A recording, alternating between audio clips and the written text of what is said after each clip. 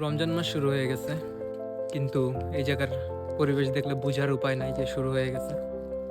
চারপাশ একবারে নীরব, রমজানের কোনো আমেজ নাই। দেশে থাকতে যেমন সন্ধ্যার পরেই মসজিদে ঘোষণা দিত রমজানের চাঁদ দেখা গেছে, আগামীকাল থেকে রোজা, এতটার সময় তারাবি শুরু হবে।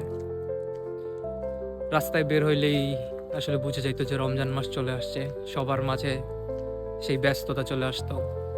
অফিস থেকে তাড়াতাড়ি বাসায় যেতাম, কিন্তু এই জায়গায় চিত্র পুরাই ভিন্ন। এই জায়গায় ঘোষণা তো দূরের কথা, এই জায়গায় নামাজের আজানই শোনা যায় না মাইকে, মসজিদের ভিতরে ছাড়া। চারপাশে একদম নীরব, বুঝার উপায় নাই যে রমজান মাস আসছে।